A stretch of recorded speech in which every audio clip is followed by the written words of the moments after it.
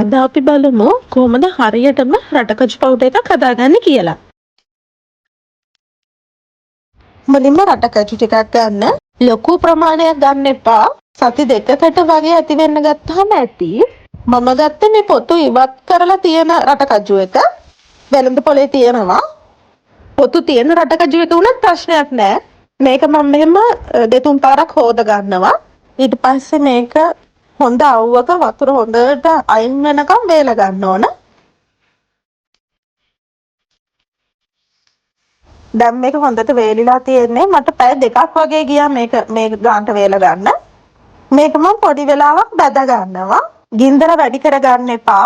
මේක කර වුණත් එහෙම තිත්ත රසක් එනවා. මේ ගානට වගේ බැදුනම ඇති. මට මේ ගානට එන්න විනාඩි 10ක් වගේ ගියා. මේක මම මෙහෙමම ග්‍රයින්ඩර් ජායකට දාගන්නවා. ඔයගොල්ලෝ පොතු තියෙන රටකජු එක ගත්තා නම් මේ වෙලාවේ පොතු අයින් කරලා ග්‍රයින්ඩර් ජායකට දාගන්න. අපි බලමු මේක කොහොමද කොටාගන්නේ කියලා.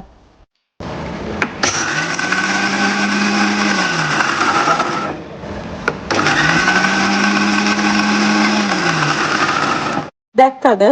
තප්පර 3ක් වගේ දෙපාරකට තමයි මම ග්‍රයින්ඩ් කරගත්තේ. පේනවද? මේක කුඩු කුඩු වගේ තියෙනවා. තෙල් ගතිය එළියට ඇවිල්ලා නැහැ. රටකජු කියන්නේ මේද බහුල ආහාරයක්. ඉතින් වැඩිපුර කොටනකොට වෙන්නේ රටකජු වැටේ ඇතුලේ තියෙන තෙල් ගතිය එළියට ඇවිල්ලා පළපයක් වගේ වෙනවා. මේක මම හලා ගන්නවා.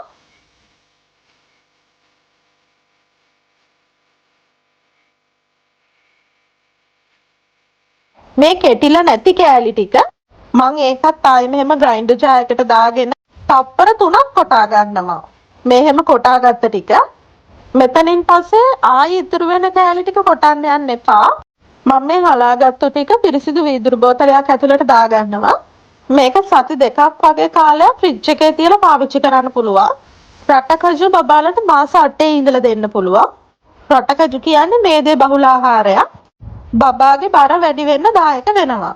මේක බබාගේ පළතුරු වලට, ඕට්ස් වලට, හබල පෙති වලට, රුලන් වලට දාලා දෙන්න පුළුවන්. එහෙනම් තවත් වීඩියෝ එකකින් හම්බ වෙමු.